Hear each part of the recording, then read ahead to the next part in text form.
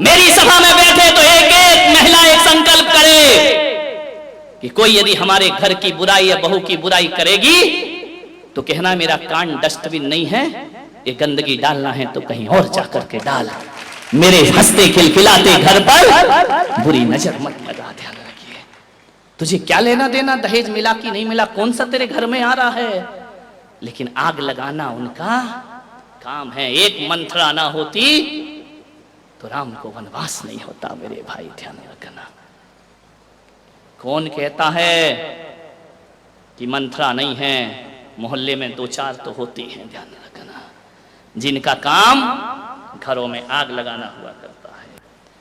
मान्यवर, मैं आपसे निवेदन कर रहा हूं, मेरे कहने का मतलब ये नहीं है कि हर बहू अच्छी होती है। कभी कभी ज्यादा स्वतंत्रता का भी नाजायज फायदा उठाया जाता है, लेकिन किसी एक को देख करके सब बहुओं को गलत कहना, ये हमारी नासमझी हुआ करती है। ध्यान रखिए, एक ही घर में पैदा होने वाले एक साथ रहा करते हैं मान्यवर, ना जाने जिंदगी में ऐसा कौन सा खून आ जाता है जो एक खून को दो करने का प्रयास करता है। ध्यान रखिए, एक खून आ जाता है दूसरे घर का, ध्यान रखना, वो आके एक घर के खून को बांट दिया करते हैं। ध्यान, मुझे क्षमा करें, बात सच है, गलत नहीं है, छोटी है लेकिन सच है। ऐसा क्या जीवन में घट गया तुम्हारे? कल तक तो ये हाल था कि चार भाई एक थाली में भी खा लेते थे। अरे जिस बाप ने इस घर को चार बेटियों को पाल पोस करके विवाह करके विदा कर दिया, उस समय वह घर छोटा नहीं लगा। एक बहू क्या आती है, वो कहती है कि मकान छोटा है। ध्यान रखना, जहां चार चार बेटियां पल गई, जहां चार चार बेटे पल गए, उनके लिए मकान छोटा नहीं लगा। एक क्या शहजादी आ जाती है, उसे मकान छोटा लगता है। ध्यान रखिए मान्यवर, एक परिवार की चर्चा कर रहा हूं मैं, ध्यान रखना। एक खून ऐसा आ जाता है हमारे घर में जो हमारे खून को बांट देता है। भाई भाई के खून तो एक ही हुआ करते हैं, एक पराया खून आता है। एक बात का दुख तो तब होता है कि जिस खून को बड़े बाजे गाजे के साथ विवाह करके लाते हैं, एक बात याद रखना, वह खून जो शादी करके घर में आता है, मैं कहता हूं वो खून ऐसा पराया खून है, वो कभी इस घर को अपना घर नहीं समझ पाता है, कभी इन माँ बाप को अपना माँ बाप नहीं समझ पाता है, कभी देवर को भाई नहीं समझ पाती है, कभी ननंद को बहन नहीं समझ पाती है। वो हमेशा दूरियां बना करके रहा करती है। एक बात याद रखना, यदि इस घर को अपना घर मान लिया होता तो आज ये दशा घरों की होने वाली नहीं थी। एक बात स्मरण में रखना, यदि ये घर तुमने अपना घर माना होता तो कभी तुम अपने पति से ये नहीं कह रही होती, शाम को जब वो थका हारा लौट करके आता है, भोजन करता है, कमरे में जाता है, वहां पर शिकायतों की लिस्ट तैयार रहा करती है। तुम्हारी माँ ने मुझे ऐसा कहा, तुम्हारे पिताजी ने मुझे ऐसा कहा, तुम्हारे भाई ने मुझे ऐसा कहा। क्या करे वो बेचारा, वो लड़का न पत्नी का हो पाता है, न माँ का हो पाता है, न परिवार का हो पाता है, न वो इधर कुछ बोल पाता है, न उधर कुछ बोल पाता है। पहले तो कहा जाता था कि बेटियां जाके ससुराल में दुखी होती हैं, वो चार लोगों को दुख बता देती हैं, लेकिन ये कुंवारे छोरे जब शादीशुदा हो जाते हैं ना, माँ का पक्ष लेते हैं तो पत्नी आंख दिखाती है, और पत्नी का पक्ष लेते हैं तो माँ आंख दिखा। स्थिति बहुत गंभीर है, लेकिन नियंत्रण में है। जब तक पुलक सागर मौजूद हैं तब तक नियंत्रण में स्थितियां रहेंगी आपके घरों की। बहुत परेशान हो जाता है वो, जब वो बेटा समझाता है कि माँ बूढ़ी है, बुजुर्ग है, कोई बात नहीं, कह दिया तो कह दिया, क्या होता इसमें, क्या बुरा मानना। सुनो, माँ तुम्हारी है, तुम सुनो, हम सुनने वाले नहीं। अत श्री महाभारत प्रस्तुत करता गोदरेज। ध्यान रखिए, थोड़े से जीवन को बदलिए। हर बात वो पति से ही कहेगी और ये उसका हक है। ध्यान रखिए, समझने को तैयार क्यों नहीं होते हो? उसकी जिंदगी का मजिस्ट्रेट कौन है, उसके जिंदगी का जज कौन है? पति के लिए ही वह शादी करके आती है। ध्यान रखिए मान्यवर, मां की पीड़ा यह होने लगती है कि अब बेटे पर बहू का कब्जा होने लगा है। दर्द केवल इतना है कि बेटा हाथ से गया। बेटा क्या करे बेचारा, अब शादी के बाद भी तुम्हारे साथ शॉपिंग करने जाए क्या? शादी के बाद भी तुम्हारे साथ पिक्चर देखने को जाएगा? शादी के बाद अरे एक आध बार चला भी जाएगा, कभी तो उसको अपनी पर्सनल लाइफ जीने दो। ध्यान रखिए मान्यवर, लोग कहते हैं कि बहुएं परेशान है, जहां तक मेरा अनुभव है बेटे बहुत परेशान हैं। यदि अपनी पत्नी की बात वो मां से शेयर करता है, पत्नी का पक्ष थोड़ा सा मां के सामने लेता है, तो मां कहती अच्छा 4 दिन की आई जोरू का, बेचारा करे क्या सुन सुन के। यदि पत्नी का पक्ष ले लिया तो जोरू का गुलाम होता है, और पत्नी की ना सुने तो पत्नी कहती है अभी तक मां की उंगली पकड़ के चलोगे, बड़े कब होगे तुम। ध्यान, क्या स्थिति बन जाती है उसकी। पहले घर में आता था, दुकान से हंसता था, मुस्कुराता था, खुश होता था, अब आता है इधर पत्नी का मुंह बना है, उधर मां की त्योरी चढ़ी। कैसा जीवन बना दिया, कैसा नरक में जीवन बना दिया। एक मां को यदि कोई भय है तो केवल असुरक्षा का भय होता है। उस असुरक्षा के भय में वो अपने शक करती है अपने बच्चे पर, और अपने भविष्य की सुरक्षा के लिए बहुओं से अत्याचार प्रारंभ। तो भय क्यों है आपको? आप क्यों सोचते हैं कि हमारा बेटा पराया होगा? नहीं मेरे भाई, और यदि तुम्हारा बेटा पराया हुआ है तो इसकी जिम्मेदार भी तुम ही हो, बहू नहीं है। ध्यान रखना, 25 साल में 20 साल में तुम उसे इतना प्यार नहीं दे पाई। 20 साल में तुमने क्या संस्कार दिए हैं कि 20 साल जिसने मां से प्यार किया और 1 साल में पत्नी से प्यार करने लगा। ध्यान रखना, कमी तुम में होगी। ध्यान रखना, थोड़ा अपने दिल को बड़ा करिए। क्या करे माताएं भी, पड़ोस में एक से एक ट्रेनर बैठे हुए हैं, एक से एक सलाह देने वाले। अरे सुना, बोले क्या? बोले बहू आ रही है ना? बोले हाँ, ज्यादा सिर पे मत चढ़ाना। तेरे की घर उसका, बहू तेरे पेट में क्या हो रहा है ज्यादा सिर पे। आजकल यही होता है, मंदिरों में पद्म पुराण नहीं पढ़ती है, बुढ़िया पुराण ज्यादा पढ़ती है। कोई नहीं पढ़ता मंदिर में, महापुराण पढ़ रहा हो, खुला तो शास्त्र रहता है, बातें कोई और चलती रहती है। यहाँ शास्त्र खुला है, वहां 2 बैठी हैं। अब हालत तो बहुत खराब है मंदिरों के, मैं देखता हूँ। लोग कहते महाराज आप मंदिर में ज्यादा क्यों नहीं ठहरते हैं? मैंने कहा सिवा धर्म के और सब कुछ मंदिर में मिला करता है, इसलिए मेरा मन ज्यादा। बैठी थी, मैं जाके दर्शन कर रहा था, 2 अम्माएं बैठी आपस में बात कर रही, शास्त्र खुला ही पड़ा है, मंगलाचरण किया है, आगे का एक अक्षर नहीं पड़ा है, शास्त्र खुला है। उसने कहा क्यों, तेरी शादी हो गई क्या लड़के की? बोले हो गई। अरे बोले तूने मुझे तो बुलाया नहीं। पुराण कौन सा रखा? पद्म पुराण।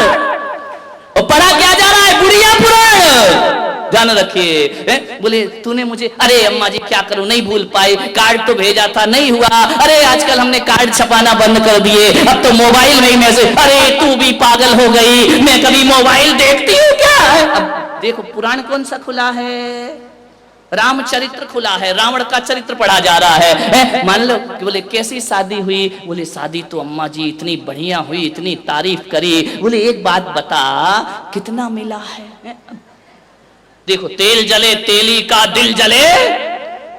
अब तुझे क्या मतलब कितना मिला है कितना नहीं मिला? अरे कुछ लाइए दहेज महेज। बोले नहीं, मैंने ज्ञान गंगा महोत्सव में पुलक सागर के प्रवचन सुन लिए थे और मैंने कह दिया था आज के बाद दहेज नहीं लूंगी। अरे तेरी मती मारी गई, तू भी महाराजों की बातों में लग गई, ना उनके आगे कोई ना बाबा जी की बात में लग गई तू भी। बोले कुछ नहीं मिला? बोले नहीं। बोले धत तेरे की हीरा सा लड़का, शब्द देखो अनुप्रास अलंकार, हीरा सा लड़का कौड़ियों के भाव में बेच। जब इतना हीरा सा था तो तूने अपनी बेटी क्यों नहीं देती? ध्यान रखा, मत फूको किसी के घर, ऐसी ट्रेनिंग मिलती है, कान भर दिए जाते हैं और एक हंसता खिलखिलाता घर बिखेर दिया जाता है। ध्यान रखिए, महिलाओं से मेरा निवेदन है, मंदिरों में बैठकर केवल धर्म की बातें होना चाहिए। मंदिरों में बैठकर धर्म कथा होना चाहिए। त्यागी बड़ा होता है। कौन बड़ा? महावीर की सोच तो देखो। सारी दुनिया कहती है देने वाला बड़ा, और मेरे महावीर कहते नहीं, लेने वाला बड़ा। ध्यान रखना, देने वाला कोई बड़ा नहीं होता है। दे करके अपने को बड़ा साबित मत करो, लेने वाले ने तुम पर एहसान किया है, लेकर के ध्यान रखिए। अभी पता चलेगा। हे स्वामी, रोटी किसकी है? बोलो बोलो, बोल दो ना, डर काहे को रहे हो? हमारी थोड़ी है। किसकी रोटी है? तुम्हारी। पैसा किसका? तुम्हारा। चौका किसका? तुम्हारा। माल किसका? तुम्हारा। तुम कमाते हो, तुम इकट्ठा करते हो, तुम्हारे पास रुपए पैसे हैं, माल तुम्हारा। स्वामी कौन? देखो जैन धर्म, स्वामी कौन? तुम्हारी रोटी खा के कौन बोलता है स्वामी? अभी तो बोल दो नमोस्तु, अभी थोड़ी आ रहा हूं तुम्हारे पास। माल तुम्हारा, दौलत तुम्हारी, पैसा तुम्हारा, मकान तुम्हारा, स्वामी हम। कहते हैं ना, हे स्वामी मेरे घर में पधारिए, मेरे घर पवित्र करो, मेरे से आहार लो, तुम्हारे ही माल, तुम्हारी रोटी, और नहीं ले हमारी हेकड़ी। ध्यान रखना, विचार करना, दानी बड़ा कि त्यागी बड़ा? तुम्हारी रोटी तुम कोई आंख दिखा के खाते हैं। एक ही घर में पैदा होने वाले एक साथ रहा करते हैं मान्यवर। ना जाने जिंदगी में ऐसा कौन सा खून आ जाता है जो एक खून को दो करने का प्रयास करता है। ध्यान रखिए, एक खून आ जाता है दूसरे घर का, ध्यान रखना, वो आके एक घर के खून को बांट दिया करते हैं। मुझे क्षमा करें, बात सच है, गलत नहीं है, छोटी है लेकिन सच है। ऐसा क्या जीवन में घट गया तुम्हारे? कल तक तो ये हाल था कि चार भाई एक थाली में भी खा लेते थे। अरे जिस बाप ने इस घर को, चार बेटियों को पाल पोस करके विवाह करके विदा कर दिया, उस समय वह घर छोटा नहीं लगा। एक बहू क्या आती है, वो कहती है कि मकान छोटा है। ध्यान रखना, जहां चार चार बेटियां पल गई, जहां चार चार बेटे पल गए, उनके लिए मकान छोटा नहीं लगा। एक क्या शहजादी आ जाती है, उसे मकान छोटा लगता है। ध्यान रखिए मान्यवर, एक परिवार की चर्चा कर रहा हूं मैं, ध्यान रखना।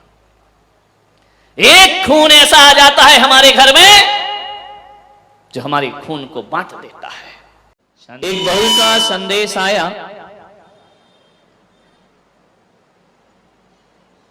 कि महाराज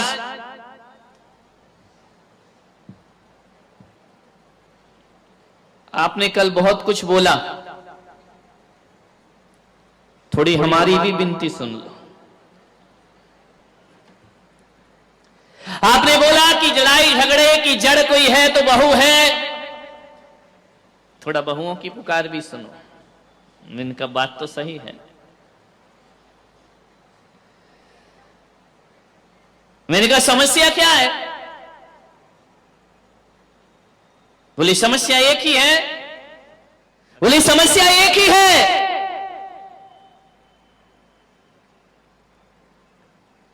कि हमारी जो सासू है ना,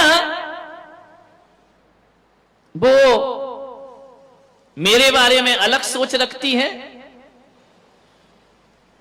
बहू के बारे में अलग सोच रखती है, और बेटी के बारे में अलग सोच रखती है। समस्या यहां खड़ी हो जाया करती है। वह बहू के लिए कुछ और विचारधारा में जीती है और बेटी के लिए किसी और विचारधारा में जिया करती है। समझो थोड़ा सा, अम्माओ सुधर जाओ, गंगा नहाओ, ज्ञान की गंगा बह रही है। ध्यान रखिए, मैं बड़े बड़े ग्रंथों पर भी प्रवचन कर सकता हूं, मैं समयसार पे बोल सकता हूं, मैं गीता पे बोल सकता हूं, मैं महापुराण पे बोल सकता हूं, मैं कुरान पे बोल सकता हूं, लेकिन मुझे यह लगती है सबसे बड़ी मजबूरी कि आगम की बड़ी बड़ी बातें करने से पहले आदमी के जीवन में नैतिकता और व्यवहारिकता आना चाहिए। आदमी नैतिक और व्यवहारिक नहीं हुआ, आदमी ने यदि अपने जीवन को बदलने का प्रयास नहीं किया, तो बड़े बड़े ग्रंथों से कोई क्रांति खड़ी होने वाली नहीं, पहले अपने घर को मंदिर बनाओ। एक बात बताओ, मंदिर में महिलाएं जाती हैं, आदमी भी जाते हैं, सूरत में तो बहुत ज्यादा जाते हैं। एक बात बताओ, मंदिर जाते हो, कितनी देर रहते हो मंदिर में? ईमानदारी से बोलो, जोर से बोलो ना, जेल की थोड़ी पूछ रहा हूं।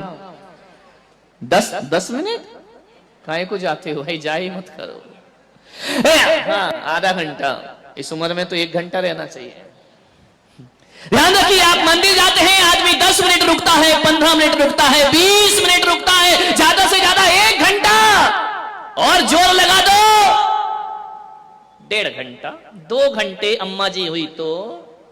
ध्यान रखना, जिस मंदिर में तुम जाते हो 1 घंटा उस मंदिर में रुकते हो और उस मंदिर को बहुत पवित्र बना करके रखा करते हो, मंदिर में शांति का वातावरण निर्मित करते हो, मंदिर का वातावरण बड़ा पवित्र और पूजनीय बना दिया करते हो। सूरत वालों में आपसे कह रहा हूं, जिस मंदिर में 1 घंटे रुकना है उसे पवित्र बनाते हो, और जिस घर में 23 घंटे रहना है उसे पवित्र क्यों नहीं बनाते हो? उसे मंदिर जैसा पावन क्यों नहीं बनाते हो? 1 घंटे वाले मंदिर की पवित्रताएं हैं, 23 घंटे वाले घर को अशांत क्यों बनाते हो? 1 घंटे जो आप मंदिर में सीखते हो उसे 23 घंटे जीवन में जीने का प्रयास करिए, तुम्हारा मंदिर जाना सार्थक और सफल हो जाएगा। 23 घंटे जियो। मंदिर पाठशाला है, घर प्रयोगशाला हुआ करती है, ध्यान रखिए। 1 घंटे मेरे प्रवचन सुन के मत सोचना कि हमारा कल्याण उद्धार हो जाएगा। जो 1 घंटे मैंने दिया है उसे 23 घंटे जीने का प्रयास करिए, जीवन आपका धन्य हो जाएगा। 23 घंटे जियो। किसी को डॉक्टर बनना है, इंजीनियर बनना है, अकेली थ्योरी से काम नहीं चलता है, थ्योरी के साथ साथ उस आदमी को प्रैक्टिकल भी करना पड़ता है। तो 1 घंटे जो यहाँ ज्ञान गंगा महोत्सव के माध्यम से दिया जा रहा है, भाई मैं तुम्हें केवल थ्योरी देने का प्रयास कर रहा हूं। जीवन में डॉक्टर की, इंजीनियर की उपाधि तो लेना आसान है, एक सच्चे और अच्छे इंसान की उपाधि लेना बहुत कठिन काम हुआ करता है। 1 घंटे की इस पाठशाला को घर में जाके 23 घंटे जीने का प्रयास करो। ये ज्ञान गंगा महोत्सव है, मैं नहीं चाहता हूं, न मेरा उद्देश्य है कि आप जैन बन जाए, मैं नहीं चाहता हूं कि धर्मांतरण हो, मैं नहीं चाहता हूं आप अपनी आस्थाएं छोड़ दें। जो जिस आस्था में जीता है जिए, जिस परमात्मा को मानता है माने। मैं पुलक सागर यदि महावीर की वाणी लेकर के आया हूं, भगवान महावीर के सिद्धांत लेकर के आया हूं, मैं कोई अलग बात नहीं बोल रहा हूं।